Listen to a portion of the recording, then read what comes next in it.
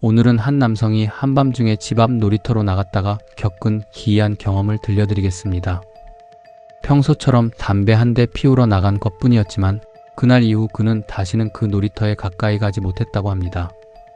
대체 무슨 일이 있었던 걸까요? 같이 이야기 들어보시죠. 그날은 늦은 밤이었습니다. 정확한 시간은 기억나지 않지만 아마 새벽 1시를 넘겼을 겁니다.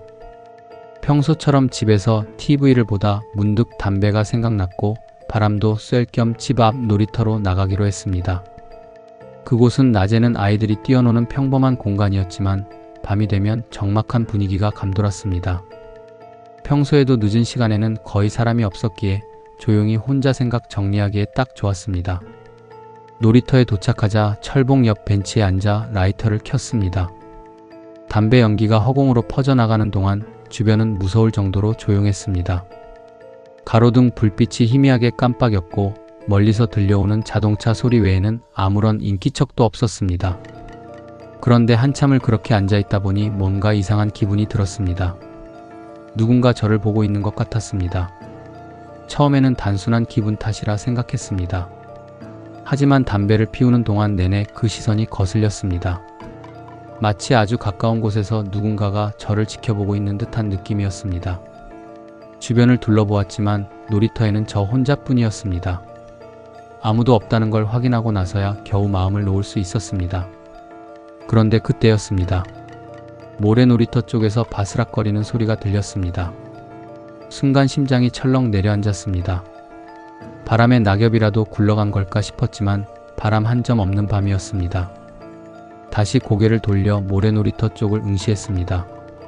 하지만 아무것도 보이지 않았습니다. 조금 더 담배를 태우고 들어갈까 고민하며 앉아있는데 이번엔 그네가 살짝 흔들리는 소리가 들렸습니다. 분명 아무도 없었는데 그네가 스스로 움직이고 있었습니다. 불길한 기분이 들었지만 바람 때문일 거라고 애써 생각하며 자리를 뜨려고 했습니다. 그런데 그 순간 등 뒤에서 낮고 쉰 듯한 소리가 들려왔습니다. 그 순간 등 뒤에서 아주 낮고 거친 숨소리가 들려왔습니다. 마치 누군가 바로 제 어깨 너머에서 숨을 몰아쉬는 듯한 느낌이었습니다. 순간적으로 온몸에 소름이 돋았고 심장이 미친 듯이 뛰기 시작했습니다. 하지만 도저히 뒤를 돌아볼 용기가 나지 않았습니다. 귀를 기울이니 숨소리는 여전히 들렸고 마치 점점 가까워지는 듯한 기분이 들었습니다. 이 상황이 너무도 비현실적으로 느껴졌습니다. 불과 몇 분 전까지만 해도 그냥 조용한 밤이었을 뿐인데 이제는 등 뒤에 무언가가 있다는 확신이 들었습니다. 그런데 이상한 점은 분명 인기척이 없다는 것이었습니다. 누군가 가까이 있다면 발소리라도 들렸어야 했지만 숨소리 외에는 아무 소리도 나지 않았습니다. 참을 수 없을 정도로 공포가 엄습해 왔습니다. 더 이상 이곳에 머물러선 안 된다는 강한 직감이 들었습니다. 저는 조심스럽게 자리에서 일어나 최대한 자연스럽게 걸어 나가려 했습니다. 괜히 허둥대다가 뒤에서 무슨 일이 벌어질 것만 같았기 때문입니다. 한 걸음, 두 걸음, 천천히 놀이터 입구 쪽으로 발을 내디뎠습니다. 그 순간 아까 그 숨소리가 뚝 멈췄습니다. 그게 더 무서웠습니다. 아무런 인기척 없이 들려오던 숨소리가 갑자기 멈춰버린 것입니다. 마치 그것이 제가 움직이는 것을 감지하고 일부러 소리를 죽인 것처럼 느껴졌습니다. 저는 필사적으로 아무 일도 없는 척 걸음을 재촉했습니다. 그리고 놀이터 입구 근처까지 도착했을 때 더 이상 견딜 수 없었습니다. 이대로는 집까지 가는 내내 그 존재가 따라올지도 모른다는 생각이 들었습니다. 결국 저는 용기를 내어 확 돌며 뒤를 바라보았습니다. 그러나 거기에는 아무도 없었습니다. 비어있는 놀이터가 가로등 불빛 아래 고요하게 놓여있을 뿐이었습니다. 그네도 멈춰 있었고 모래 놀이터에도 이상한 흔적은 보이지 않았습니다. 하지만 등 뒤에서 들려왔던 그 숨소리는 분명 착각이 아니었습니다. 심장이 아직도 요동치고 있었지만 더 이상 그곳에 머무를 수는 없었습니다. 저는 최대한 빠르게 집을 향해 걸어갔습니다. 집 앞에 거의 도착했을 때였습니다. 왠지 모르게 한 번 더 뒤를 돌아보고 싶다는 충동이 들었고 저는 무심코 고개를 돌렸습니다. 그리고 그 순간 온몸이 얼어붙었습니다. 놀이터의 철봉 위에 누군가가 걸터 앉아 있었습니다. 처음에는 사람이라고 생각했습니다. 하지만 가로등 불빛이 닿지 않는 어두운 곳에 있어 정확한 형태를 분간하기 어려웠습니다. 그저 윤곽만 보일 뿐이었는데 뭔가 이상했습니다. 보통 사람이 철봉에 걸터 앉으면 다리를 내리고 있을 텐데 그것은 이상하게도 다리를 철봉 위로 올려 웅크리고 있었습니다. 마치 커다란 짐승처럼 몸을 잔뜩 움츠린 채 저를 보고 있는 듯한 느낌이 들었습니다. 그리고 분명 얼굴이 있는 방향인데도 눈이나 코 같은 세부적인 형체가 전혀 보이지 않았습니다. 그 존재는 아무런 움직임도 없이 가만히 철봉 위에 앉아 있었습니다. 하지만 저를 보고 있다는 확신이 들었습니다. 순간적으로 심장이 미친 듯이 뛰기 시작했습니다. 몸이 떨렸고 한 발짝도 움직일 수 없었습니다.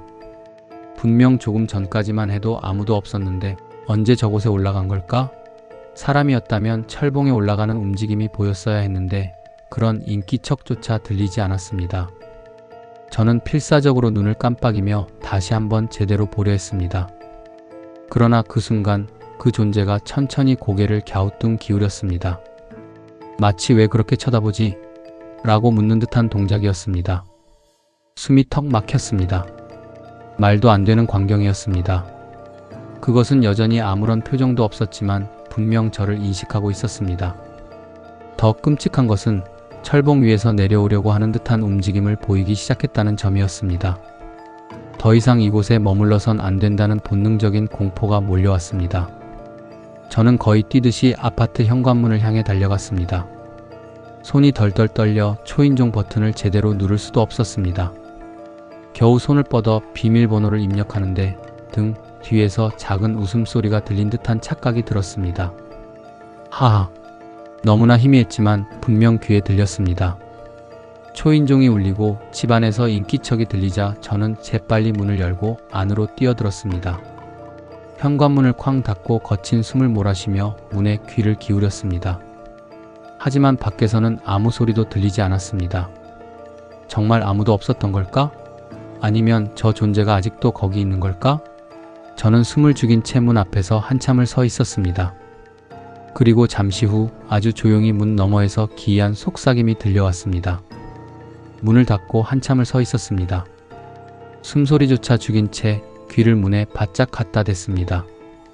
밖에서는 아무 소리도 들리지 않았습니다. 그때였습니다. 들어가도 돼? 희미하지만 분명한 속삭임이 문 너머에서 들려왔습니다. 순간적으로 온몸에 털이 곤두섰습니다. 머릿속이 새하얘졌고 심장이 미친 듯이 뛰기 시작했습니다. 잘못 들은 걸까? 환청일까? 그러나 그것은 다시 한번 속삭였습니다. 보여? 말도 안 되는 일이었습니다. 저는 누군가가 장난을 치는 거라고 생각하려 애썼습니다. 그러나 심장은 점점 더 빠르게 뛰었고 손발이 얼어붙은 듯이 움직이지 않았습니다. 아무런 대답도 하지 않고 소리도 내지 않은 채 가만히 있었습니다. 그런데도 그것은 마치 제가 문 앞에 서 있다는 걸 알고 있다는 듯 낮고 기괴한 목소리로 다시 속삭였습니다. 왜 도망갔어? 더 이상 견딜 수 없었습니다. 저는 조용히 뒷걸음질 쳤고 최대한 발소리를 죽인 채 거실로 향했습니다. 문 앞에서 한 발짝이라도 멀어지고 싶었습니다. 하지만 몇 걸음 가지도 못해 다시 한번 속삭임이 들려왔습니다. 열어봐. 순간적으로 강한 공포가 몰려왔습니다.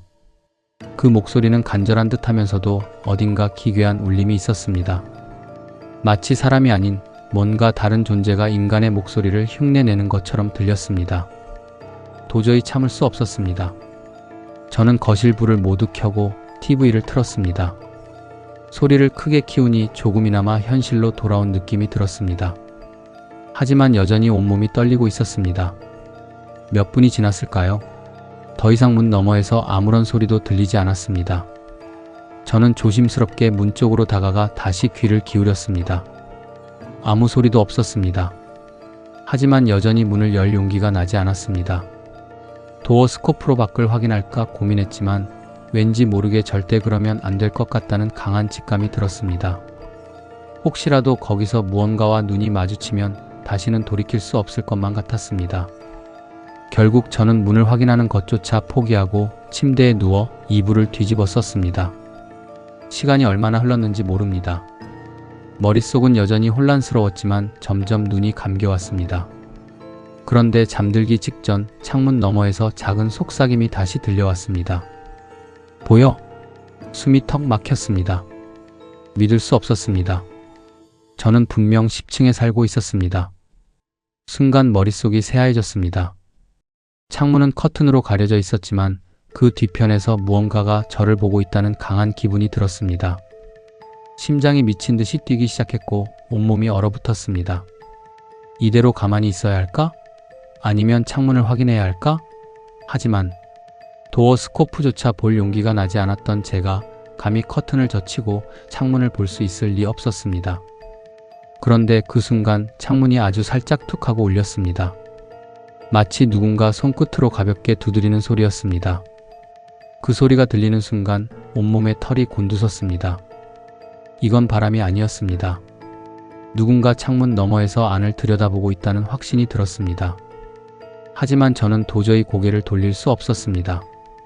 눈을 감아버리면 조금이라도 이 상황을 외면할 수 있을 것 같았습니다. 그러나 그것은 저를 가만히 놔두지 않았습니다. 여기 있어. 창문 너머에서 다시 속삭임이 들려왔습니다. 그 목소리는 너무나도 가까웠습니다. 마치 창문을 넘어서 제 바로 옆에서 말하는 듯한 느낌이 들었습니다. 소름이 등줄기를 타고 올라왔고 머리가 띵해지는 기분이 들었습니다. 그 순간 핸드폰이 울렸습니다. 너무 놀라 핸드폰을 떨칠 뻔했지만 간신히 집어들어 확인했습니다. 발신자는 엄마였습니다. 새벽 2시가 다 된 시각, 엄마가 갑자기 전화를 걸어올 리 없었습니다. 하지만 이 상황에서 엄마의 전화는 구원의 손길처럼 느껴졌습니다. 저는 떨리는 손으로 전화를 받았습니다. 그런데 아무 소리도 들리지 않았습니다. 엄마! 라고 부르려 했지만 입이 떨어지지 않았습니다. 전화기 너머로 아주 희미하게 들리는 소리가 있었습니다. 보여? 온몸이 얼어붙었습니다. 분명 창문 너머에서 들리던 그 목소리였습니다. 저는 핸드폰을 바닥에 내던졌습니다. 숨을 쉴 수 없을 만큼의 공포가 몰려왔고 그대로 이불을 뒤집어 썼습니다. 그러자 다시 창문이 툭 하고 울렸습니다. 그리고 그 뒤로는 아무 소리도 들리지 않았습니다. 시간이 얼마나 흘렀는지 모릅니다. 저는 끝내 이불 속에서 잠이 들었고 다음날 아침이 되어서야 겨우 눈을 떴습니다. 모든 것이 꿈이었기를 바라며 창문을 바라보았습니다. 그러나 커튼에는 희미한 손자국이 남아 있었습니다. 아침이 밝았지만 어젯밤의 공포는 전혀 가시지 않았습니다. 창문에 남아있는 희미한 손자국을 보자 온몸이 다시 차갑게 식어가는 기분이 들었습니다.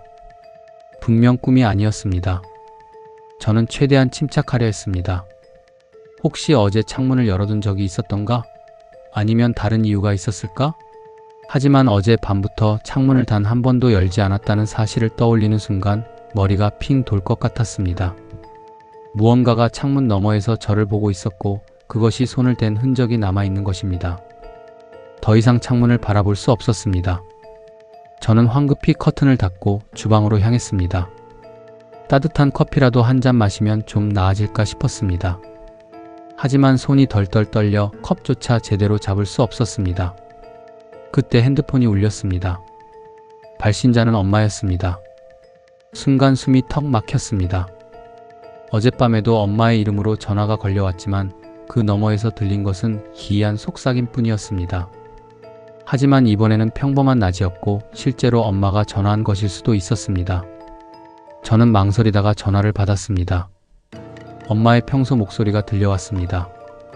왜 이렇게 늦게 받냐는 잔소리와 함께 어제 밤새 연락이 되지 않아 걱정했다는 말이 이어졌습니다. 저는 그 말을 듣고 순간 등골이 서늘해졌습니다. 밤새 연락이 안 됐다는 말이 머릿속을 맴돌았습니다. 어젯밤 분명 엄마의 이름으로 전화가 걸려왔습니다. 하지만 엄마는 저에게 전화를 건 적이 없다고 했습니다. 그렇다면 그 전화는 도대체 누구에게서 온 걸까? 머리가 어지러웠습니다. 저는 최대한 태연한 척 엄마와 통화를 마쳤고 곧바로 통화 기록을 확인했습니다. 그런데 기록에는 새벽 2시쯤 걸려온 전화가 아예 남아있지 않았습니다. 손끝이 얼어붙는 느낌이 들었습니다. 분명 받았던 그 전화 그리고 들렸던 그 속삭임 그 모든 게 사라진 흔적 없이 사라져 있었습니다. 더 이상 혼자 있을 수 없었습니다. 저는 서둘러 집을 나와 카페로 향했습니다. 밝은 곳에 있으면 조금이라도 안정될 것 같았습니다. 하지만 카페에 도착해 자리에 앉았을 때 핸드폰 화면이 자동으로 켜졌습니다. 그리고 화면에는 단 하나의 메시지만 떠 있었습니다. 보여? 손이 덜덜 떨렸습니다. 핸드폰 화면에 떠 있는 한 단어. 보여? 어젯밤 창문 너머에서 들렸던 그 속삭임과 똑같은 말이었습니다. 그런데 이번에는 문자였습니다. 발신자는 없었고 번호도 표시되지 않았습니다. 순간적으로 핸드폰을 떨어뜨릴 뻔했습니다. 온몸이 차갑게 식어가는 기분이 들었습니다. 어젯밤의 일이 아직 끝나지 않았다는 걸 의미하는 걸까요? 저는 깊게 숨을 들이마시며 핸드폰을 손에 쥐었습니다. 그리고 생각했습니다. 만약 이걸 무시하면 더 끔찍한 일이 벌어질 수도 있지 않을까? 그때 핸드폰이 다시 울렸습니다. 하지만 이번에는 문자도 전화도 아니었습니다. 단순한 알림이었습니다. 배터리가 부족합니다. 충전해주세요. 그 알림을 보는 순간 저는 현실로 돌아온 듯한 기분이 들었습니다. 방금 전까지만 해도 핸드폰에 떠있던 그 의문이 문자. 하지만 지금은 흔적도 없이 사라져 있었습니다. 아무리 메시지함을 뒤져도 발신 기록을 확인해도 그런 문자는 남아있지 않았습니다. 혹시 정말 피곤해서 헛것을 본 건 아닐까? 어젯밤의 일들을 다시 떠올려 보았습니다. 놀이터에서 느꼈던 인기척, 철봉 위에서 저를 바라보던 형체, 문 너머의 속삭임, 창문을 두드리던 손길. 그러나 아침이 되고 나니 그것들이 점점 불확실해지는 느낌이 들었습니다. 혹시 그 모든 게 그냥 착각이었을까? 저는 천천히 일어나 창문 쪽으로 걸어갔습니다. 어젯밤 창문에 희미하게 남아있던 손자국. 그것이 진짜였다면 아직도 흔적이 남아있어야 할 것입니다. 조심스럽게 커튼을 젖혔습니다. 그러나 창문에는 아무 흔적도 남아있지 않았습니다. 순간 온몸의 긴장이 풀리며 한숨이 나왔습니다. 어젯밤의 모든 일들이 현실과 악몽 사이의 경계에서 만들어낸 착각이었을까요? 확신할 수는 없었습니다. 하지만 한 가지는 분명했습니다. 모든 게 끝났다는 것. 이야기는 여기까지입니다. 그날 이후로 다시는 한밤중에 집 앞 놀이터에 나가지 않았다고 합니다. 그리고 이상하게도 그날 밤 이후로는 다시는 기이한 현상을 겪지 않았다고 하네요. 그날의 일들이 착각이었든 실제로 무언가가 있었든 그는 더 이상 확인할 필요가 없다고 생각했습니다. 그리고 그게 가장 현명한 선택이었을지도 모릅니다. 어쩌면 그것은 단순한 환상이 아니었을 수도 있으니까요. 오늘도 이야기 들어주셔서 감사합니다. 조용한 밤 보내세요. 한적한 산속에 자리한 고즈넉한 절. 이곳에서 한 청년이 겪은 섬뜩한 경험을 들려드리겠습니다. 기도와 수행을 목적으로 찾은 그곳에서 그는 결코 이해할 수 없는 초자연적인 현상들과 마주하게 됩니다. 같이 이야기 들어보시죠. 도시의 번잡함을 피해 산사로 향하게 된 것은 단순한 호기심 때문이었습니다. 오래전부터 명상을 배우고 싶었고 절의 고요함이 마음을 다스리는 데 좋다는 이야기를 들었기 때문입니다. 인터넷에서 한적한 산속에 자리 잡은 작은 절을 찾아냈고 단기간 머무르며 기도를 할 수 있다는 것을 확인한 후 짐을 꾸렸습니다. 절에 도착했을 때는 이미 해가 기울어 있었습니다. 입구에 들어서자 경내는 정막에 휩싸여 있었고 오직 바람에 흔들리는 나뭇잎 소리만이 조용히 울려 퍼지고 있었습니다. 스님 한 분이 저를 맞이해 주셨고 간단한 절차를 설명한 뒤 법당과 숙소를 안내해 주셨습니다. 절은 크지 않았지만 아늑한 분위기를 풍겼습니다. 대웅전, 작은 탑, 그리고 몇 개의 요사체가 단정하게 자리 잡고 있었습니다. 숙소로 배정받은 방은 대웅전에서 멀지 않은 곳에 위치해 있었습니다. 방 안은 단출했지만 깔끔하게 정리되어 있었고 창문을 열면 절 마당이 내려다 보였습니다. 첫날은 무리하지 않고 간단한 참배만 한 후 방에서 휴식을 취하기로 했습니다. 밤이 깊어지자 절은 더욱 고요해졌습니다. 스님들이 모두 잠자리에 드셨는지 어디에서도 인기척이 들리지 않았습니다. 그런데 그 정막 속에서 이상한 소리가 들리기 시작했습니다. 분명히 숙소 창밖, 법당 앞 마당 쪽에서 누군가 천천히 걷는 듯한 소리가 들려왔습니다. 규칙적인 발소리가 마당을 가로지르는 듯 했지만 창문을 통해 밖을 내다보았을 때는 아무도 없었습니다. 순간 잘못 들은 것인가 싶었지만 몇 분이 지나자 다시 같은 소리가 들려왔습니다. 이번에는 더욱 분명하게 들렸습니다. 신발을 신은 것이 아닌 맨발로 바닥을 밟는 듯한 소리였습니다. 바람이 부는 것도 아닌데 낙엽이 쓸리는 듯한 느낌도 들었습니다. 펍당 앞을 이리저리 걷는 듯한 그 소리는 마치 누군가가 저를 의식하고 있는 것처럼 느껴졌습니다. 그러나 주위를 아무리 살펴보아도 사람의 모습은 보이지 않았습니다. 순간 등줄기를 따라 서늘한 기운이 스며들었습니다. 그날 밤 저는 왠지 모르게 깊은 잠에 들지 못한 채 뒤척였습니다. 다음날 아침 스님께 조심스럽게 여쭈어 보았습니다. 혹시 법당 앞에서 야간 수행을 하는 스님이 계시느냐고 말입니다. 그러나 스님은 그런 일은 없다고 단호히 말씀하셨습니다. 밤이 되면 모든 스님들이 자기 처소로 돌아가며 특별한 행사가 없는 이상 아무도 법당 마당에 나올 이유가 없다는 것이었습니다. 그 말을 들으니 더 이상한 기분이 들었습니다. 그렇다면 어젯밤 제가 들은 발소리는 대체 무엇이었을까요? 단순한 착각일까요? 하지만 그 소리는 너무나도 분명했습니다. 그날 하루 종일 왠지 모르게 불안한 기분이 가시질 않았습니다. 하지만 이곳에 머무는 동안은 수행에 집중하고 싶었기에 애써 신경을 끄기로 했습니다. 그렇게 하루를 보내고 해가 저물자 다시 기도를 드리기 위해 법당으로 향했습니다. 그러나 그날 밤 또 한 번 믿기 어려운 일이 벌어지고 말았습니다. 해가 저물고 절이 다시 정막에 잠기자 저는 법당으로 향했습니다. 낮 동안의 불안함을 떨쳐내기 위해 더욱 기도에 집중하려 했습니다. 법당 내부는 낮과 다르게 더욱 어둡고 조용했습니다. 촛불이 일렁이는 가운데 향이 은은한 연기를 피워 올리고 있었습니다. 바닥에 앉아 조용히 눈을 감고 기도를 시작했습니다. 잡념을 지우고 마음을 가라앉히려 했지만 어젯밤의 발소리가 계속 머릿속에서 맴돌았습니다. 하지만 곧 기도에 몰입하면서 몸과 마음이 점차 편안해지는 느낌을 받았습니다. 그런데 기도를 하던 중 갑자기 코끝을 스치는 냄새가 이상하게 변했습니다. 방금 전까지 은은하던 향 냄새가 점점 희미해지는 듯 하더니 어느 순간 완전히 사라져 버린 것입니다. 순간 눈을 떴을 때 놀랍게도 법당에 피워두었던 향이 모두 꺼져 있었습니다. 방금 전까지만 해도 연기가 피어오르고 있었는데 바람 한 점 없는 법당 안에서 향이 혼자 꺼졌다는 사실이 납득되지 않았습니다. 순간 찬 기운이 엄습하며 등골이 서늘해졌습니다. 그러나 그것은 시작에 불과했습니다. 갑자기 어디선가 희미한 속삭이는 소리가 들려오기 시작했습니다. 너무 작아서 처음에는 바람 소리인가 싶었지만 그것은 분명 사람이 내는 소리였습니다. 법당 내부 어딘가에서 낮은 목소리로 누군가가 조용히 말을 하고 있었습니다. 혹시 다른 수행자가 들어왔나 싶어 고개를 들었지만 법당 안에는 저 혼자뿐이었습니다. 그런데도 소리는 계속 들려왔습니다. 마치 기도문을 읊조리는 듯한 나지막한 소리였습니다. 땀이 등에 배어 나왔습니다. 저는 서둘러 몸을 일으켰고 문 쪽으로 발걸음을 옮기려 했습니다. 그러나 그 순간 법당 앞에 놓인 촛불이 갑자기 크게 흔들렸습니다. 바람 한 점 없는 공간에서 불길이 좌우로 요동치는 모습이 눈에 들어왔습니다.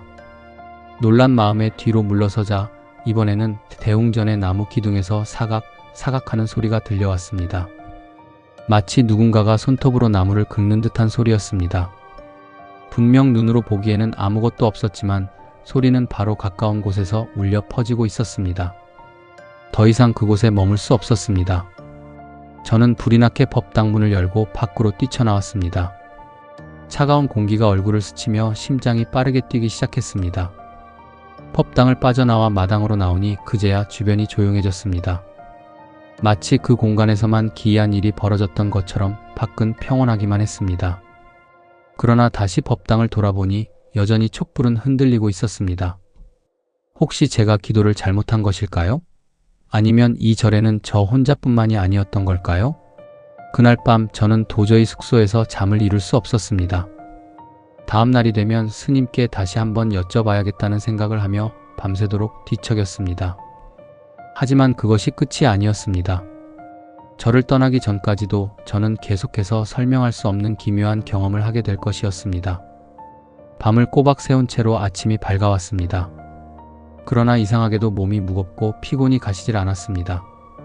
밤새 제대로 잠들지 못한 탓일 수도 있었지만 그것만으로 설명하기 어려운 이상한 기운이 온몸에 감돌고 있었습니다.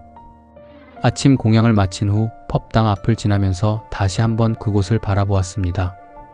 전날 밤 촛불이 흔들리고 기둥에서 긁는 소리가 났던 장소였습니다. 그러나 대낮의 법당은 아무 일도 없었다는 듯 고요하고 평온하기만 했습니다. 마치 어젯밤의 일이 꿈이라도 된 듯한 느낌이 들 정도였습니다. 혹시 제가 너무 예민해져서 헛것을 본 걸까 하는 생각도 들었지만 그것만으로는 설명되지 않는 불안감이 여전히 남아 있었습니다.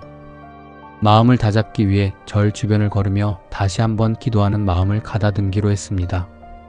경내 한쪽에는 작은 석탑이 자리하고 있었습니다. 몇 번이고 돌을 쌓아 올려 만든 듯한 그 탑은 오래된 흔적을 품고 있었습니다. 탑 주변을 돌면서 수행하는 것이 마음을 다스리는 데 도움이 된다고 하여 저도 천천히 탑 주위를 돌기 시작했습니다. 그런데 이상한 점이 있었습니다. 탑을 한 바퀴 돌고 나면 꼭 일정한 구간에서 서늘한 기운이 느껴졌습니다. 다른 곳은 따뜻한 햇볕이 내리쬐어 포근한데 그 지점만큼은 차가운 공기가 스며들 듯 온몸이 얼어붙었습니다. 처음에는 기온 차이 때문이라고 생각했습니다. 하지만 두 번째, 세 번째 돌 때에도 똑같이 그 구간에서만 한기가 느껴졌습니다. 그 차가운 기운을 지나칠 때마다 가슴이 답답해지고 속이 울렁거리는 느낌마저 들었습니다. 이상하게 생각하면서도 계속 걸어보았지만 그 지점에서는 마치 무언가가 지켜보고 있는 듯한 오싹한 느낌이 사라지지 않았습니다. 그러던 중 탑 주위를 몇 바퀴 돌았을까 싶을 때였습니다. 주변을 둘러보니 분명 절 안을 걷고 있었는데 어디선가 낯선 기분이 들었습니다. 주변 풍경이 어딘가 어색했습니다. 같은 길을 걸었던 것 같은데 왠지 방향이 틀어진 것 같기도 했습니다. 다시 원래 있던 곳으로 돌아가려 했지만 계속해서 같은 장소를 반복해서 걷고 있는 느낌이 들었습니다. 탑을 돌고 있는 것이 아니라 무언가에 이끌려 계속 같은 길을 헤매고 있는 듯한 기분이 들었습니다. 분명히 길을 따라 걸었을 뿐인데 눈앞에 보이는 풍경이 변하지 않았습니다. 마치 한없이 이어지는 미로 속에 갇힌 듯한 기분이었습니다. 어느 순간 제 발걸음이 멈춰섰습니다. 심장이 빠르게 뛰기 시작하며 등줄기에 땀이 맺혔습니다. 도대체 나는 지금 어디로 가고 있는 것일까? 그제야 깨달았습니다. 저는 처음 탑을 돌던 자리에서 한 걸음도 벗어나지 못한 채 같은 길을 반복해서 걷고 있었던 것입니다. 그 순간 바람 한 점 없던 공기 속에서 또다시 귓가에 낮은 속삭임이 들려왔습니다. 어젯밤 법당에서 들었던 그 소리와 너무도 똑같은 누군가의 조용한 기도 소리였습니다. 속삭임이 들려오는 순간 온몸에 털이 곤두섰습니다. 낮인데도 불구하고 등줄기를 타고 싸늘한 기운이 퍼져나갔습니다. 아무도 없는 곳에서 들려오는 낯선 목소리, 그것도 기도문을 읊조리는 듯한 낮고 흐릿한 소리였습니다. 저는 주변을 빠르게 둘러보았습니다. 분명 절 경내였고 이른 아침이라 스님들이 있을 법도 했습니다. 하지만 가까운 곳에는 아무도 보이지 않았습니다. 오직 탑과 나무들 그리고 적막이 감도는 공기만이 저를 둘러싸고 있었습니다. 그런데도 기도 소리는 분명하게 들려왔습니다. 멀리서 들려오는 듯 하다가도 어느 순간 바로 귀 옆에서 속삭이는 것처럼 가까워졌습니다. 한순간 그 목소리가 너무나 뚜렷하게 들려와 저는 반사적으로 뒤를 돌아보았습니다. 그러나 역시나 아무것도 보이지 않았습니다. 법당에서 울려 퍼지는 소리 없는 정막을 뚫고 경내 어디선가 똑똑하는 일정한 소리가 들려왔습니다. 목탁 소리였습니다. 그러나 분명히 아침 공양 시간이 끝난 이후였고 스님들은 다들 각자의 일과에 집중하고 계셨습니다. 이런 시간에 법당에서 목탁을 칠 이유가 없었습니다. 무엇보다도 그 소리가 일정한 박자로 울리는 것이 아니라 불규칙적으로 뚝뚝 끊어지는 것이 이상했습니다. 마치 누군가가 힘겹게 두드리는 것처럼. 혹시 법당에서 누군가 수행을 하고 있는 건 아닐까 싶어 걸음을 옮기려는 순간 발밑에서 기분 나쁜 감촉이 느껴졌습니다. 탑 주변에 놓여있던 자갈이 어느새 흩어져 있었습니다. 저는 아까부터 이 자리를 계속 맴돌고 있었는데 처음 봤을 때와는 다르게 바닥이 어지럽혀져 있었습니다. 마치 누군가 일부러 발로 자갈을 헤집어 놓은 것처럼 보였습니다. 그제야 깨달았습니다. 누군가가 이곳에서 저를 따라다니고 있다는 것을. 공기가 묘하게 무거워졌습니다. 몸을 움직이려 해도 쉽게 발이 떨어지지 않았습니다. 목탁 소리는 점점 더 가까워지고 있었습니다. 그러나 법당으로 걸음을 옮기는 순간 그 소리는 갑자기 멈췄습니다. 귀를 기울였지만 아무 소리도 들리지 않았습니다. 모든 것이 정지된 듯한 순간, 그때 어디선가 들리는 나지막한 한숨 소리가 귀에 스쳤습니다. 숨을 삼키며 조심스럽게 뒤를 돌아보았습니다. 그러나 여전히 아무것도 보이지 않았습니다. 하지만 본능적으로 느낄 수 있었습니다. 무언가가 바로 뒤에 서 있다는 것을. 이성을 잃고 무작정 숙소로 뛰어들어갔습니다. 방문을 걸어 잠그고 숨을 고르려 했지만 심장은 너무나 빠르게 뛰고 있었습니다. 벽에 등을 기댄 채 한참을 가만히 있었습니다. 시간이 얼마나 흘렀을까? 바깥은 너무나 조용했습니다.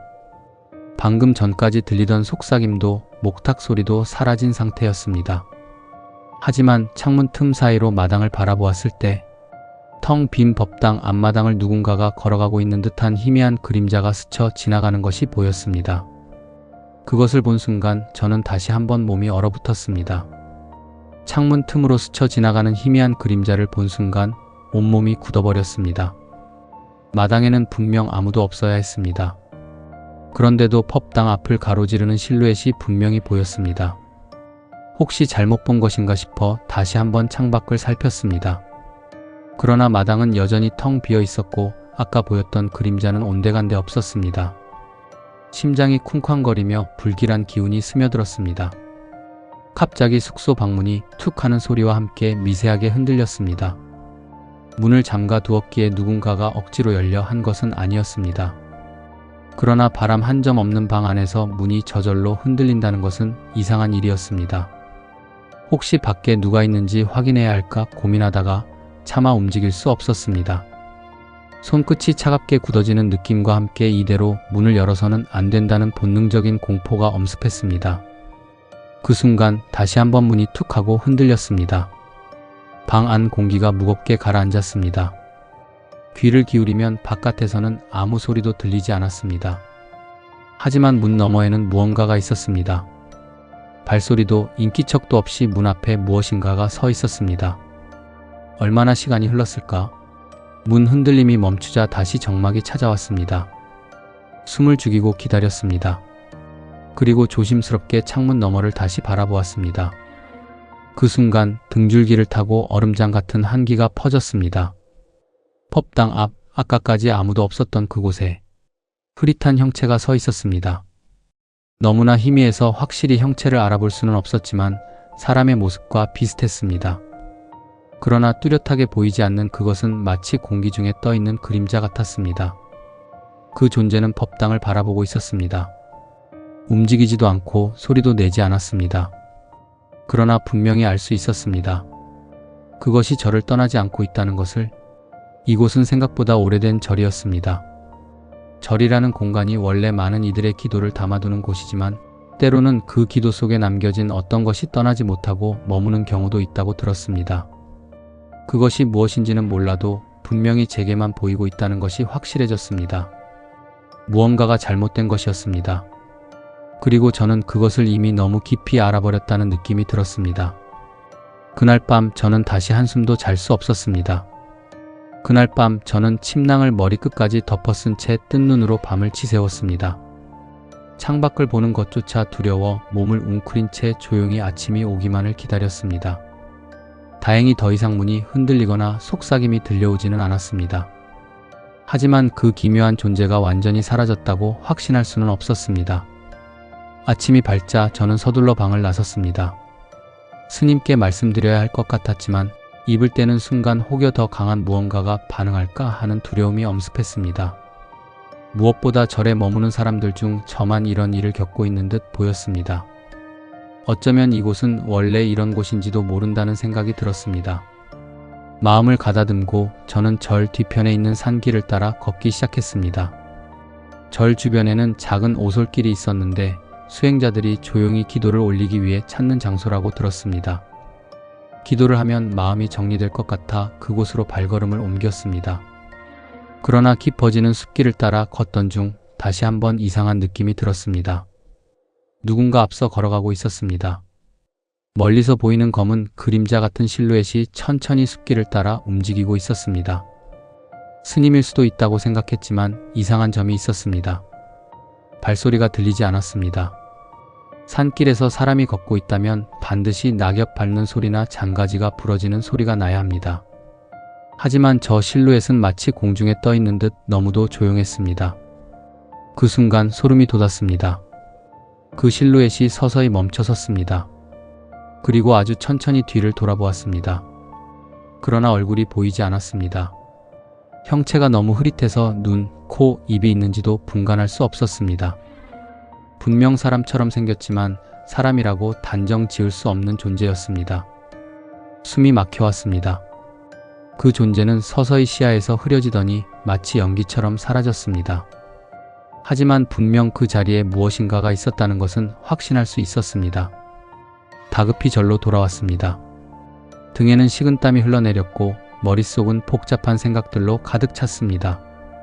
그런데 절로 돌아오는 순간 더욱 기이한 일이 벌어졌습니다. 법당 앞마당에는 스님 한 분이 향을 피우며 기도를 올리고 계셨습니다. 저는 조용히 다가가 인사를 드린 후 조심스럽게 질문을 던졌습니다. 혹시 이 절에 오래전부터 있던 무언가가 남아있을 수도 있을까요? 스님은 아무 말 없이 저를 한동안 바라보았습니다. 그리고 아주 짧은 한마디를 남기셨습니다. 아직도 남아있습니까? 그 말을 듣는 순간 저는 아찔한 느낌이 들었습니다. 아직도라고 하셨습니다. 그렇다면 예전에도 그 존재를 본 사람이 있었던 것일까요? 그 존재는 대체 누구이며 왜 이곳을 떠나지 못하는 것일까요?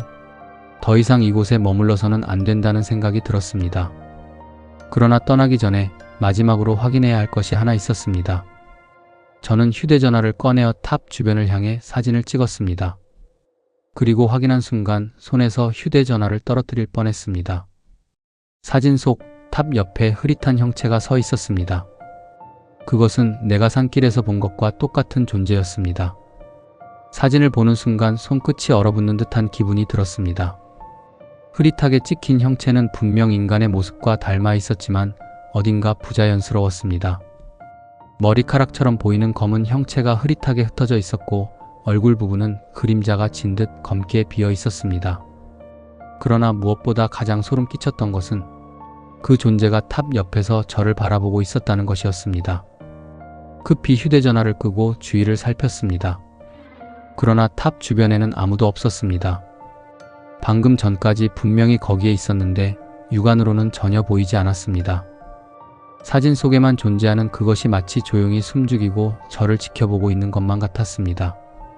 이곳을 당장 떠나야겠다는 생각이 들었습니다. 서둘러 숙소로 돌아와 짐을 챙겼습니다. 마음은 급했지만 왠지 모르게 떠나는 순간까지도 누군가가 저를 붙잡고 있는 듯한 느낌이 들었습니다. 문득 스님의 말이 떠올랐습니다. 아직도 남아있습니까? 스님은 분명히 그 존재에 대해 알고 계셨습니다. 그러나 더 이상 캐묻고 싶지 않았습니다. 혹여 더 깊이 알게 된다면 이 절을 떠난 후에도 그것이 저를 따라올 것만 같은 두려움이 들었기 때문입니다. 짐을 다 싸고 절을 떠나기 직전 마지막으로 법당 앞을 지나게 되었습니다. 스님께 인사를 드리고 가려는데 이상하게도 발걸음이 떨어지지 않았습니다. 마지막으로 한번 법당 문을 바라보았습니다. 그 순간 아무도 없을 줄 알았던 법당 안에서 불상 앞에 누군가가 앉아 있었습니다. 처음에는 수행 중인 스님인 줄 알았습니다. 하지만 자세히 보니 그것은 사람이 아니었습니다. 흐릿한 형체, 사진 속에서 보았던 그 존재가 불상 앞에 무릎을 꿇고 있었습니다. 하지만 그것은 기도를 올리고 있는 것이 아니었습니다. 그것은 천천히 고개를 돌려 저를 바라보고 있었습니다. 심장이 얼어붙는 듯한 공포가 엄습했습니다. 눈을 질끈 감고 그대로 뒤돌아 달렸습니다. 절문을 빠져나와 산길을 따라 한참을 달렸습니다. 한 번도 뒤를 돌아보지 않았습니다. 그리고 겨우 버스 정류장에 도착했을 때 숨을 돌리며 마지막으로 절을 바라보았습니다. 멀리서 본 절은 여전히 평온했습니다. 마치 아무 일도 없었다는 듯이. 그러나 그날 이후 저는 그 절에 대해 다시는 언급하지 않았습니다. 어쩌면 그 존재는 지금도 그곳에 남아 새로운 방문객을 조용히 지켜보고 있을지도 모릅니다. 이야기는 여기까지입니다. 절이라는 공간은 많은 사람들의 염원이 모이는 곳인 만큼 때로는 떠나지 못하는 무언가가 머무르는 경우도 있다고 합니다. 혹시 한적한 산속의 절을 방문하게 된다면 주변을 한번 잘 둘러보는 것이 좋을지도 모릅니다. 혹여 아무도 없는 법당에서 속삭임이 들리거나 기도 중인 누군가의 형체가 보인다면 그것은 수행하는 스님이 아닐 수도 있으니까요. 들어주셔서 감사합니다. 묘 이장을 하면서 기이한 경험을 했다는 제보자의 사연입니다. 이장은 단순한 작업이 아니라 조상의 묘를 새로운 곳으로 옮기는 과정에서 예의와 절차를 철저히 지켜야 하는 일입니다. 하지만 이번 사연에서는 그 과정에서 설명할 수 없는 이상한 일들이 연달아 벌어졌다고 합니다. 그럼 제보자의 경험을 직접 들어보겠습니다. 저는 경상도의 한 시골 마을에서 태어나고 자랐습니다. 집안은 대대로 이 마을에서 살아왔고 조상들의 묘 역시 마을 뒷산에 자리 잡고 있었습니다. 저희 가족은 특별히 신앙을 가지진 않았지만 조상의 묘를 함부로 하면 좋지 않다는 말을 어릴 때부터 들어왔습니다. 하지만 결국 이장을 해야만 하는 상황이 닥쳤습니다. 할아버지께서 돌아가신 지 40년이 넘었습니다. 그동안 묘는 잘 유지되었지만 몇 해 전부터 이상한 일들이 이어졌습니다. 우선 묘 근처에서 자꾸 들개가 나타나 묘를 헤집는 일이 있었습니다. 처음에는 그냥 산짐승이려니 했지만 아무리 다시 정리해도 며칠 지나지 않아 묘가 흐트러져 있었습니다. 마치 누군가 일부러 판 듯한 흔적이 보이기도 했습니다. 더 기이했던 것은 할머니께서 자꾸 악몽을 꾸셨다는 점입니다.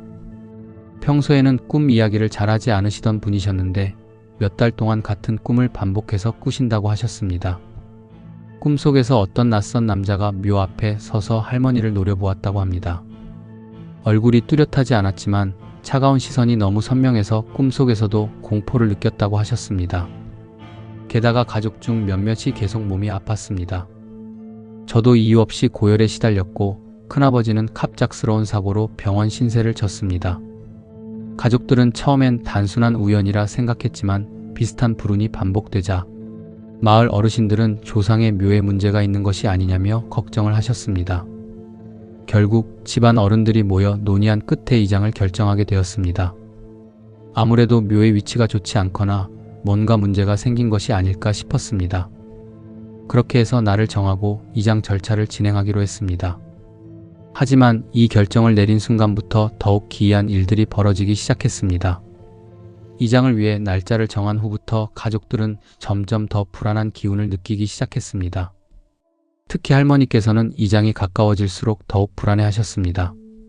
매일 밤 꿈에서 같은 남자를 보는데 이번에는 그냥 서 있기만 한 것이 아니라 조용히 입을 열어 무언가를 말하는 듯 했다고 합니다. 하지만 소리는 전혀 들리지 않았습니다. 할머니는 결국 참지 못하고 이장을 미뤄야 하는 것이 아니냐며 걱정하셨습니다. 하지만 이미 전문가를 불러 날짜를 정했고 여러 절차가 진행 중이었기 때문에 일정을 바꾸기는 어려웠습니다.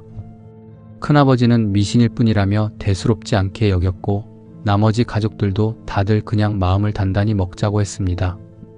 그러던 중 이장을 불과 일주일 앞두고 저는 꿈을 하나 꾸게 되었습니다. 꿈속에서 저는 묘 앞에 서 있었습니다. 주변은 뿌옇게 안개가 껴 있었고 이상하게도 바람 한 점 불지 않았습니다. 그런데 묘의 흙이 조금씩 움직이기 시작하더니 마치 누군가 안에서 흙을 헤집는 듯한 소리가 들려왔습니다. 저는 몸이 굳어 움직일 수 없었고 심장이 미친 듯이 뛰기 시작했습니다. 그리고 이내 묘에서 무언가가 빠져나오려는 듯한 느낌이 들었습니다. 저는 꿈속에서 필사적으로 도망치려 했지만 발이 땅에 붙은 것처럼 움직이지 않았습니다. 그러다 갑자기 뒤에서 누군가가 제 어깨를 꽉 붙잡았습니다. 차가운 손길이었고 저는 비명을 지르려 했지만 목소리가 나오지 않았습니다. 그 순간 꿈이 뚝 끊기듯 끝났습니다. 새벽에 깨어난 저는 온몸이 식은땀으로 젖어 있었습니다. 너무 생생했던 꿈이라 다시 잠들기가 어려웠습니다. 하지만 저보다도 더 큰 충격을 받은 사람은 할머니였습니다. 그날 아침 할머니는 기운이 없어 보였고 한숨만 내쉬셨습니다. 무슨 일이냐고 여쭤보니 이번에는 꿈속의 남자가 할머니를 똑바로 보며 입을 열었다고 했습니다. 그리고 분명하게 이렇게 말했다고 합니다. 가지 마라. 저는 소름이 돋았습니다. 저와 할머니가 같은 날 묘와 관련된 꿈을 꾸었다는 것이 우연일 수 있을까요? 하지만 가족들에게 이 이야기를 하면 괜히 불안만 커질 것 같아서 일단은 조용히 넘어갔습니다. 그러나 이것은 시작에 불과했습니다. 이장 당일 아침부터 묘지에는 을씨년스러운 기운이 감돌았습니다. 가을이 깊어가던 시기라 날씨는 서늘했지만 이상하게도 묘 주변 공기는 유독 차가웠습니다. 이장을 담당할 전문가들이 도착했고 절차에 따라 간단한 제사를 지냈습니다. 제사를 마친 후 곧바로 작업이 시작되었습니다. 삽과 곡괭이로 흙을 걷어내는 동안 저는 조용히 뒤에서 그 모습을 지켜보고 있었습니다. 그런데 작업이 시작된 지 얼마 지나지 않아 작업자들이 이상한 기색을 보였습니다. 흙이 너무 단단하네요. 보통 이렇게까지 굳어있지는 않은데. 작업자들은 당황한 듯 속닥였고 결국 기계를 동원해 땅을 파기 시작했습니다. 기계가 작동하면서 흙이 조금씩 거쳐나갔지만 계속해서 흙 속에서 뭔가 단단한 것들이 튀어나왔습니다. 그것은 돌이 아니라 마치 시커멓게 썩은 나무 조각 같았습니다.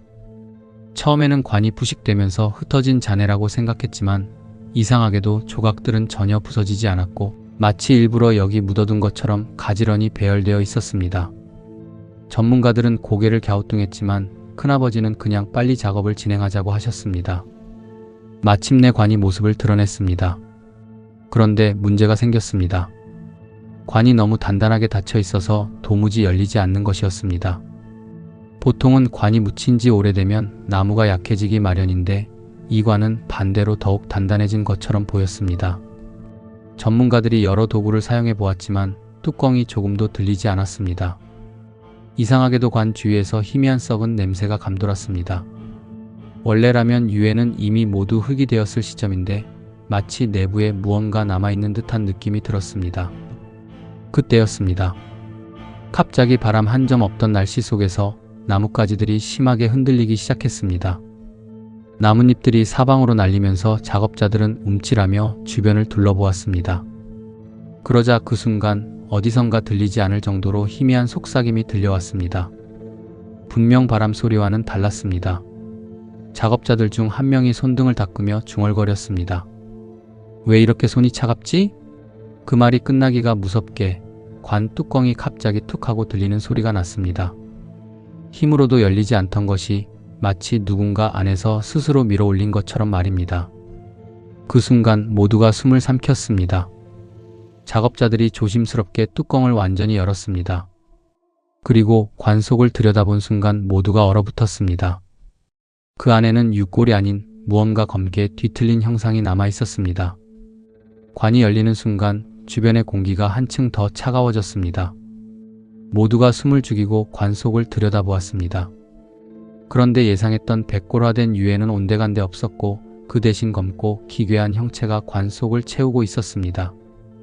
그것은 마치 사람의 형상을 하고 있었지만 뼈와 살이 분명하지 않은 불분명한 형태였습니다. 살점이 남아있는 것도 완전히 부식된 것도 아닌 기묘한 상태였습니다. 무엇보다 가장 소름 끼친 것은 그것이 마치 웅크리고 있다가 이제 막 몸을 펴려는 듯한 모습이었다는 점이었습니다. 작업자들은 얼굴이 새파래졌고 가족들 역시 말문이 막혔습니다. 할머니는 그 모습을 보는 순간 갑자기 몸을 부르르 떨며 뒷걸음질 치셨습니다. 이건 우리 할아버지가 아니야. 할머니의 떨리는 목소리가 들렸습니다. 저는 그 말이 무슨 뜻인지 이해할 수 없었지만 본능적으로 알 수 있었습니다. 저것은 분명 조상의 유해가 아니었습니다. 그러자 갑자기 멀리서 까마귀 떼가 날아오르며 요란하게 울어댔습니다. 마치 이곳에서 빨리 떠나라는 듯한 소리였습니다. 그런데도 아무도 움직일 수 없었습니다. 공포에 질린 채로 그 기이한 형체를 응시할 수밖에 없었습니다. 작업자 중 한 명이 손을 떨며 장갑을 벗고는 관 속을 살짝 건드려 보려 했습니다. 그런데 손이 형체에 닿는 순간 그는 갑자기 손을 움켜쥐며 비명을 질렀습니다. 뜨거워. 그는 손바닥을 감싸 쥐었고 우리는 깜짝 놀라 그를 쳐다보았습니다. 그의 손바닥에는 마치 화상을 입은 것처럼 새빨간 자국이 선명하게 남아 있었습니다. 분명 차가운 공기 속이었고 아무리 봐도 그 형체는 식어버린 흔적뿐이었는데 왜 손을 대자마자 뜨거움을 느꼈던 걸까요? 그 순간 관 속에서 희미하게 낮고 길게 울리는 듯한 소리가 들려왔습니다. 마치 누군가 안에서 신음하는 소리처럼. 그것을 듣는 순간 저는 숨이 막히는 듯한 공포를 느꼈습니다. 작업자들은 더 이상 버티지 못하고 황급히 뒤로 물러났습니다. 가족들 역시 더는 견디지 못하고 서로를 부둥켜 안고 몸을 떨었습니다. 그때 마을 어르신 중 한 분이 조용히 다가오셨습니다. 그는 손에 향을 들고 계셨고 떨리는 목소리로 말씀하셨습니다. 이장은 안 되겠다. 그냥 그대로 다시 묻어라. 작업자들은 서로 얼굴을 마주 보았지만 누구도 반박하지 않았습니다. 우리는 마치 무언가 보이지 않는 존재가 강하게 저항하고 있다는 것을 본능적으로 느끼고 있었습니다. 결국 가족들은 서로 의논한 끝에 이장을 중단하기로 했습니다. 다시 관을 덮고 흙을 덮으며 우리는 하나같이 입을 다문 채 빠르게 작업을 마쳤습니다. 묘를 다시 덮은 뒤에도 이상한 기운은 사라지지 않았습니다. 할머니는 여전히 창백한 얼굴이었고 작업자들도 말없이 장비를 정리하기 시작했습니다. 그리고 집으로 돌아온 후 저는 한 가지 깨달았습니다. 작업을 마치고 나오는 순간부터 제 귓가에서 계속해서 아주 작은 속삭임이 들려오고 있었습니다. 가지 마라. 그 목소리는 분명 할머니가 꿈에서 들었다고 했던 그 음성이었습니다. 이장을 포기하고 집으로 돌아온 후에도 기이한 일들은 계속되었습니다. 그날 밤 가족들은 모두 불안한 기분을 떨쳐내지 못하고 있었습니다. 특히 할머니는 거의 아무 말씀도 하지 않으셨고 방에 들어가 문을 닫은 채 기도를 올리고 계셨습니다. 저는 씻고 눕긴 했지만 도무지 잠이 오지 않았습니다. 묘를 다시 덮은 후부터 계속해서 귓가에 남아있는 속삭임이 신경 쓰였습니다. 가지 마라. 그 목소리는 분명 현실에서는 들릴 리 없는 것이었지만 제 머릿속에는 너무도 또렷하게 남아 있었습니다. 그것이 실제로 들리는 것인지 아니면 단순한 환청인지조차 알 수 없었습니다. 새벽이 되자 저는 더 이상 견딜 수 없어 자리에서 일어났습니다. 물이라도 한 잔 마시면 마음이 가라앉을 것 같았습니다. 거실로 나가 주방으로 향하려던 순간 문득 방문 앞에서 멈춰 섰습니다. 거실 창문 너머로 이상한 형체가 보였습니다. 달빛 아래 묘 쪽을 바라보고 서 있는 한 사람의 형체였습니다. 그것은 인간의 실루엣이 분명했지만 어딘가 어긋나 보였습니다. 팔과 다리는 지나치게 길어 보였고 머리는 고개를 약간 기울인 채 마치 이쪽을 보고 있는 것 같았습니다. 나는 숨을 삼키고 그대로 얼어붙었습니다. 그 존재는 한동안 움직이지 않더니 천천히 몸을 돌려 산 쪽으로 걸어가기 시작했습니다. 그런데 이상한 점이 있었습니다.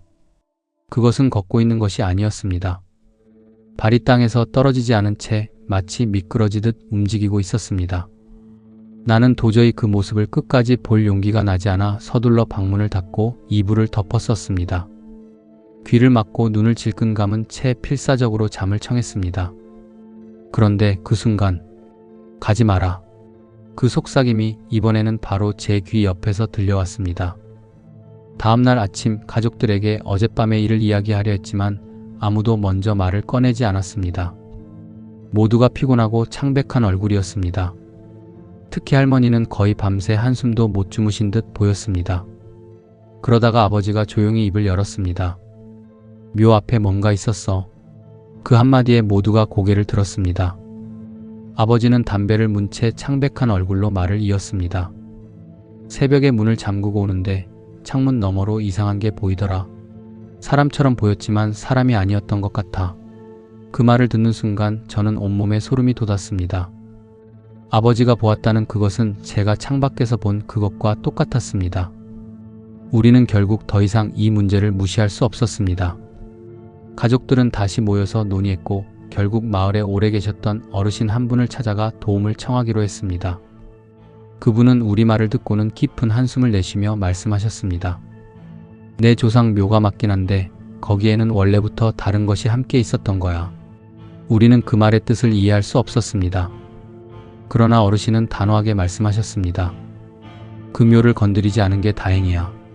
이미 오래전부터 거긴 조상님의 유해만 있었던 게 아니었으니까. 그분의 말에 따르면 오래된 묘지에는 때때로 원래 그곳에 있던 다른 것들이 함께 묻혀 있을 수도 있다고 했습니다. 그것이 사람이든 아니든 말입니다. 우리는 등골이 서늘해졌습니다. 만약 우리가 조금이라도 더 깊이 파헤쳤다면 어떤 일이 벌어졌을지 아무도 장담할 수 없었습니다. 이장은 결국 완전히 무산되었습니다. 하지만 가족들은 다시는 묘를 건드릴 생각을 하지 않았고 오히려 매년 성묘를 더 철저히 챙기게 되었습니다. 이후로 이상한 일들은 점차 줄어들었습니다. 속삭임도 들리지 않았고 밤마다 창문 너머에 서 있던 형체도 다시는 나타나지 않았습니다. 그러나 할머니께서는 여전히 가끔 불안한 기색을 보이셨습니다. 어느 날 저는 조용히 여쭈어 보았습니다. 할머니, 아직도 걱정되세요?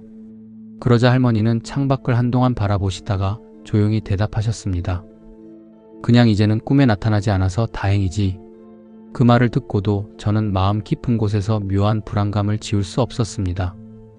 그 존재는 정말 사라진 걸까요? 아니면 단지 우리가 더 이상 보지 못할 뿐일까요? 이장을 포기한 후 우리 가족에게 더 이상 기이한 일은 일어나지 않았습니다. 할머니도 더 이상 악몽을 꾸지 않으셨고 저 또한 그 속삭임을 듣지 않게 되었습니다. 하지만 시간이 지나면서도 한 가지 의문은 사라지지 않았습니다. 그날 관 속에서 본 그것은 대체 무엇이었을까요? 우리는 분명 조상의 묘를 열었을 뿐이었습니다. 그런데 그 안에 있던 것은 정상적인 유해가 아니었습니다. 마을 어르신은 원래부터 그곳에 다른 것이 함께 있었을지도 모른다고 하셨지만 그렇다면 그 정체는 무엇이었을까요? 그리고 마지막까지 우리에게 속삭였던 그 목소리의 의미는 무엇이었을까요? 시간이 지나며 가족들은 조금씩 그 사건을 잊어갔습니다. 하지만 저는 여전히 마음 한편에 걸리는 것이 있었습니다. 묘를 다시 덮은 이후 정말로 모든 것이 끝난 것이 맞을까 하는 의문이었습니다.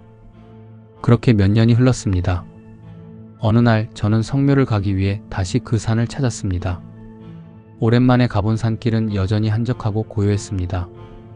가족들은 먼저 도착해 묘를 정리하고 있었고 저는 조금 늦게 도착해 묘지로 향했습니다. 그러다 그 자리에 발을 헛디디고 멈춰섰습니다. 묘 앞에 흙이 이상했습니다. 분명 우리가 이장을 포기하고 다시 덮었던 자리였습니다. 하지만 흙이 약간 내려앉아 있었고 마치 누군가가 최근에 건드린 것처럼 보였습니다. 그때 갑자기 등 뒤에서 선선한 바람이 불어왔습니다. 하지만 저는 본능적으로 알 수 있었습니다. 그것은 단순한 바람이 아니라는 것을. 묘를 바라보는 순간 오랜만에 다시 그 속삭임이 들려왔습니다. 가지 마라. 그 음성은 바람 속에 섞여 있었지만 분명하게 들렸습니다. 그리고 저는 깨달았습니다. 이장은 실패했지만 무언가가 여전히 이곳에 남아있다는 것을. 그것이 무엇인지, 왜 여기에 있는지 우리는 끝내 알지 못했습니다. 하지만 한 가지는 확실했습니다. 우리는 그것을 깨우지 않았다는 것, 그리고 그것은 아직도 그곳에 있다는 것. 이 이야기는 여기까지입니다. 묘이장은 조상의 안식을 위한 과정이지만 때로는 우리가 알지 못하는 것들을 깨울 수도 있는 위험한 일이 될 수도 있습니다. 제보자분의 가족은 더 이상 이장을 시도하지 않았고 이후로는 아무 문제 없이 평온한 일상을 보내고 있다고 합니다. 하지만 가끔씩 그 묘를 다시 찾을 때마다 왠지 모를 불길한 기운이 느껴진다고 합니다. 혹시 여러분도 오래된 묘지나 건드리지 말아야 할 곳에서 기묘한 경험을 한 적이 있나요?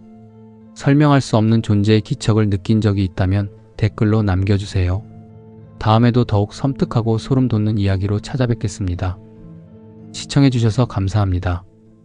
이 이야기는 대전 식장산에서 야경을 보려다 겪은 섬뜩한 경험을 담고 있습니다. 내비게이션을 따라 도착한 곳에서 예상치 못한 광경을 마주하게 되었다고 합니다. 저는 평소 야경을 보는 것을 좋아했습니다. 대전에서 머무는 동안 친구에게 식장산 야경이 정말 멋지다는 추천을 들었습니다. 그날 밤 저는 차에 올라 내비게이션을 설정하고 식장산 정상으로 향했습니다. 길은 한적했고 가로등은 드문드문 어둠 속에서 희미하게 빛났습니다. 차창 너머로 보이는 나무들은 깊고 짙은 숲을 이루고 있었고 그 틈새로 달빛이 간신히 스며들 뿐이었습니다.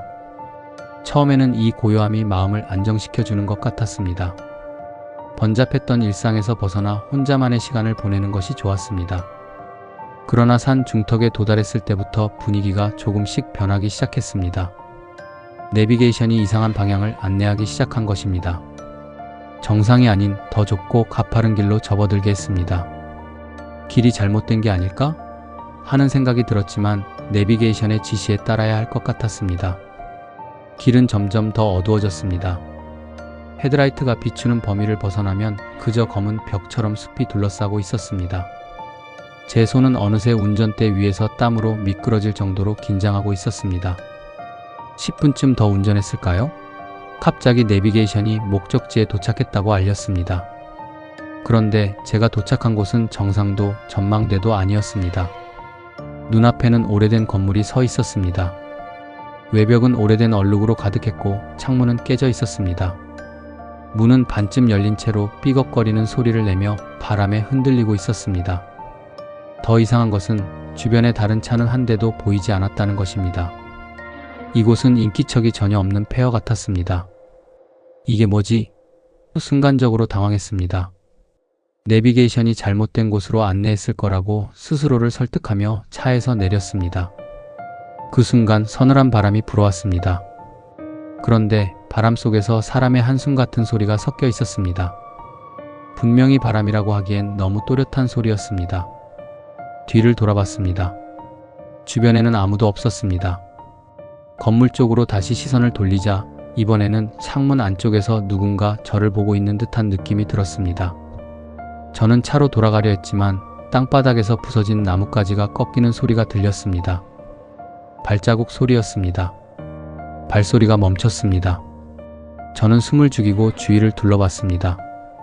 어둠 속에서는 아무것도 보이지 않았지만 확실히 누군가가 근처에 있는 느낌이 들었습니다. 제 심장은 불규칙하게 뛰기 시작했고 온몸에 소름이 돋았습니다. 차로 돌아가야겠다는 생각이 머릿속에 맴돌았지만 두 다리가 얼어붙어 움직이지 않았습니다. 다시 그 건물을 바라봤습니다. 달빛이 깨진 창문 틈새로 스며들어 내부를 어렴풋이 비추고 있었고 그 안에서 희미하게 움직이는 형체가 보였습니다. 처음에는 착각이라고 생각했습니다. 하지만 그 형체는 분명히 움직이고 있었습니다. 느릿하게 마치 무언가를 찾는 것처럼 고개를 돌리고 있었습니다. 저도 모르게 숨을 삼키며 뒤로 물러났습니다. 하지만 제 발이 마른 낙엽을 밟는 바람에 바스락 소리가 났고 그 순간 창문 안쪽의 형체가 멈추더니 천천히 제 쪽으로 고개를 돌렸습니다. 그 얼굴은 보이지 않았습니다. 하지만 형체의 윤곽은 점점 더 뚜렷해졌고 그것이 창문 가까이로 다가오고 있음을 알 수 있었습니다. 두려움이 덮쳐왔습니다. 차에 타서 이곳을 벗어나야겠다는 생각만 들었습니다. 하지만 몸이 마비된 듯 움직이지 않았습니다. 그 순간 다시 들렸습니다. 이번에는 바로 제 뒤에서 무언가가 한숨을 내쉬는 소리가 명확하게 들렸습니다. 심장이 멎을 것 같았습니다. 뒤를 돌아볼 용기가 나지 않아 그대로 얼어붙은 채 서 있었습니다. 하지만 한숨 소리가 점점 가까워지면서 무언가가 제 바로 옆에 서 있는 듯한 느낌이 들었습니다. 차마 고개를 돌리지 못하고 눈을 질끈 감고 서 있었는데 귓가에 낮은 속삭임 같은 소리가 들렸습니다. 정확히 무슨 말을 하는지 알아들을 수는 없었지만 그것은 사람의 목소리가 아니었습니다. 낮고 끈적한 울림이었습니다. 공포에 질려 정신이 아득해질 무렵 갑자기 저 멀리에서 자동차 불빛이 보였습니다. 다른 차량이 산길을 따라 올라오고 있는 것이었습니다. 저는 그 빛을 보는 순간 마치 마법처럼 몸이 풀리는 것을 느꼈습니다. 재빨리 차로 달려가 문을 열고 올라탔습니다. 엔진을 켜고 최대한 빨리 그 자리를 벗어났습니다. 그러나 차량이 건물을 지나치는 순간 제 시야의 가장자리의 창문에 서 있는 형체가 다시 보였습니다. 그것은 움직이지 않고 저를 내려다보고 있었습니다. 산길을 내려오면서도 이상하게 그 형체가 제 뒤를 따라오고 있는 것 같은 기분이 계속 들었습니다. 아무리 속도를 올려도 그것이 바로 뒤에 있을 것 같다는 두려움을 떨칠 수 없었습니다. 집에 도착할 때까지도 내내 룸미러를 보지 못했습니다. 만약 정말 뒤에 무언가가 있었다면 저는 아마 이 글을 쓸 수 없었을지도 모릅니다. 집으로 돌아왔지만 마음은 전혀 편치 않았습니다. 아무리 생각해도 식장산에서 겪은 일이 이해되지 않았습니다. 그것이 단순한 착각이었을까요? 아니면 내가 보았던 그 형체와 들었던 소리는 실제였을까요? 샤워를 마치고 거실로 나왔을 때 어딘가 묘한 느낌이 들었습니다. 제 집은 평소와 다르지 않았지만 공기가 무겁고 낯설게 느껴졌습니다. 모든 것이 익숙한 내 공간임에도 불구하고 무언가 보이지 않는 존재가 저를 지켜보고 있는 듯한 느낌이 들었습니다. 잠자리에 들려있지만 잠은 오지 않았습니다. 그 형체가 떠오르며 가슴이 답답해졌습니다. 계속해서 창문에 서 있던 그것의 실루엣과 그 한숨 소리가 제 머릿속을 떠나지 않았습니다. 심지어 눈을 감으면 그 모습이 더 생생하게 떠오르는 바람에 저는 조명을 끈 채로 잠들 용기를 낼 수 없었습니다. 그렇게 뒤척이며 새벽을 맞이하던 중 방 한쪽에서 이상한 소리가 들려왔습니다. 처음에는 집 외부에서 나는 소리인 줄 알았습니다.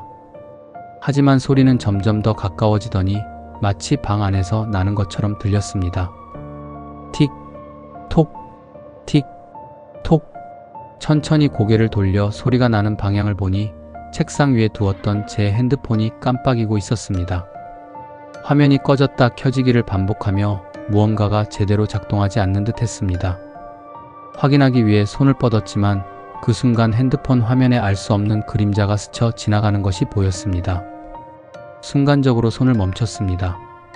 그리고 화면을 뚫어지게 바라보았습니다. 하지만 더 이상 아무것도 나타나지 않았습니다. 겨우 용기를 내 핸드폰을 집어들었지만 배터리는 충분히 남아 있었고 어떤 이상도 없는 듯 보였습니다. 단지 제가 과민 반응을 한 것이라고 생각하며 핸드폰을 내려놓으려는 순간 다시 방 안에서 무거운 숨소리가 들려왔습니다. 이번에는 바로 침대 옆에서 나는 것 같았습니다. 방 안이 갑자기 얼음처럼 차가워지기 시작하며 등 뒤로 싸늘한 기운이 느껴졌습니다. 이불을 덮은 채로 꿈쩍도 하지 못하고 그 상태로 몇 초 아니 몇 분이 흘렀을지도 모릅니다. 그때 갑자기 방 밖에서 쾅 하고 문이 닫히는 소리가 들렸습니다. 심장이 멎을 듯한 공포에 휩싸여 방 안에 있는 무엇이 아니라 방 밖에도 무언가 있다는 사실을 깨달았습니다. 저는 숨을 죽이고 움직이지 않은 채로 그저 상황이 지나가기를 기다렸습니다. 하지만 제 머리맡에서 느껴지는 시선은 점점 더 뚜렷해졌습니다. 무엇이건 간에 그것은 바로 제 머리 위에 있는 것 같았습니다. 눈을 감고 있지만 그 존재가 저를 뚫어지게 바라보고 있다는 사실만은 너무도 명확하게 느껴졌습니다. 그 순간 핸드폰이 갑자기 울렸습니다. 진동이 침대 위를 울리며 방 안의 정적을 깨뜨렸습니다. 동시에 그 차가운 기운이 사라지는 것을 느낄 수 있었습니다. 저는 떨리는 손으로 핸드폰을 확인했습니다. 그러나 화면에는 발신 번호 없이 단순히 알 수 없음이라고만 적혀 있었습니다. 핸드폰 화면을 바라보며 한참 동안 멍하니 서 있었습니다. 발신 번호가 없는 전화라니 누군가의 장난일 수도 있다는 생각이 들었지만 머릿속에는 그보다 더 불길한 가능성이 떠올랐습니다. 식장산에서 만났던 그 형체가 저를 따라온 것은 아닐까 하는 끔찍한 상상이었습니다. 떨리는 손으로 전화를 받았습니다. 여보세요? 라고 말하려고 입을 열었지만 아무 말도 나오지 않았습니다. 대신 핸드폰 너머에서 들리는 소리는 끊임없이 울려대는 불규칙한 숨소리였습니다. 낮고 깊고 마치 고통 속에서 끌려오는 듯한 소리였습니다. 곧이어 숨소리는 점점 작아지더니 이상한 울음소리로 변했습니다. 그 울음은 사람이 흉내낼 수 없는 비인간적인 끈적한 소리였습니다. 더 이상 견딜 수 없어 전화를 끊으려 했지만 핸드폰 화면은 이미 멈춰 있었습니다. 화면을 끄는 것도 전화를 끊는 것도 불가능했습니다. 핸드폰 화면에는 식장산이라는 단어가 희미하게 깜빡이고 있었습니다. 순간적으로 온몸에 소름이 돋았습니다. 식장산에서 무언가를 잘못 건드린 것이 분명하다는 생각이 들었습니다. 전화를 꺼내 던지려는 찰나 방 안의 조명이 갑자기 깜빡이기 시작했습니다. 조명이 깜빡일 때마다 제 앞에 무언가가 서서히 드러나기 시작했습니다. 처음에는 희미한 형체로 보였습니다. 조명이 꺼지고 켜질 때마다 점점 더 뚜렷해졌습니다. 그것은 사람이었습니다. 아니, 사람의 형태를 하고 있는 무언가였습니다. 얼굴은 희미하게 흐릿했고 눈 부분은 완전히 검은 구멍처럼 뚫려 있었습니다. 그것은 천천히 고개를 돌려 저를 바라보고 있었습니다. 저는 침대 위에서 움직일 수 없었습니다. 온몸이 얼어붙어 있었고 목소리조차 나오지 않았습니다. 그 존재는 침대 끝으로 다가오기 시작했습니다. 움직임은 느릿했지만 확실히 저를 향해 다가오고 있었습니다. 제 심장은 터질 듯 뛰고 있었고 숨조차 제대로 쉴 수 없었습니다. 그때 갑자기 방 안의 조명이 완전히 꺼졌습니다. 완전한 어둠 속에서 그 존재의 기척이 더 가까워지는 것을 느낄 수 있었습니다. 차가운 공기가 다시 방 안에 가득 차더니 그 존재가 제 머리맡에 서 있는 듯한 느낌이 들었습니다. 갑자기 침대 매트리스가 움푹 꺼지는 소리가 들렸습니다. 그 존재가 제 옆에 앉은 것이 분명했습니다. 숨소리가 제 귀 바로 옆에서 들렸고 차가운 손 같은 것이 이불 위로 스치며 천천히 제 몸 위를 지나갔습니다. 저는 공포에 질려 눈을 질끈 감았습니다. 그 순간 귀 옆에서 낮고 끈적한 목소리가 들렸습니다. 단 한마디였습니다. 다시 와. 그 소리와 함께 방 안의 공기가 정상으로 돌아왔습니다. 조명도 다시 켜졌고 아무런 이상도 없는 것처럼 보였습니다. 침대 옆을 확인했지만 그 형체는 온데간데 없이 사라졌습니다. 하지만 제 몸은 여전히 떨리고 있었습니다. 핸드폰을 확인했을 때 화면에는 식장산이라는 이름이 기록에 남아 있었습니다. 전화를 끊었다고 생각했지만 기록에는 통화 중으로 표시된 채였습니다. 저는 그날 밤 끝내 잠들지 못했습니다. 다음날 아침 저는 도저히 혼자 이 상황을 감당할 수 없다는 생각에 지인에게 전날 겪은 일을 털어놓았습니다. 그러나 제 이야기를 듣던 지인의 표정이 급격히 어두워지더니 그가 갑자기 말을 꺼냈습니다. 그 건물 혹시 식장산에 있는 폐가 아니야? 저는 머뭇거리며 고개를 끄덕였습니다. 그가 말을 이어갔습니다. 거기 이상한 소문이 있어. 거기 갔다 온 사람들 중 일부는 내가 겪은 것처럼 이상한 일을 경험했다고 하더라. 어떤 사람들은 그 폐가에서 뭔가를 보았다고도 했고 이야기를 듣는 내내 심장이 철렁 내려앉는 것 같았습니다. 친구는 계속해서 말했습니다. 몇 년 전 그곳 초입에서 성인 남녀가 싸늘한 시신으로 발견됐대. 모두가 자살로 추정되었는데 자세한 경위는 밝혀지지 않았어. 그리고 근처에서는 사람들의 비명이 들리거나 불길한 형체를 봤다는 이야기가 떠돌고 있어. 친구의 말을 듣는 내내 전날 밤 그 형체와 울음소리가 떠올라 몸이 떨리기 시작했습니다. 혹시 그 집에 남아있는 영혼들이 저를 따라온 것일까요? 그날 이후 저는 어떻게든 그 경험을 잊으려 했습니다. 그러나 식장산에서 돌아온 이후 제 일상은 여전히 어딘가 꼬여 있었습니다.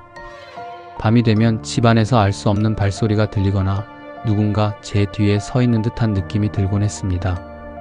하루는 퇴근 후 집으로 돌아오던 길이었습니다. 엘리베이터에 타서 층수를 누르고 문이 닫힐 때 문틈 사이로 이상한 형체가 보였습니다.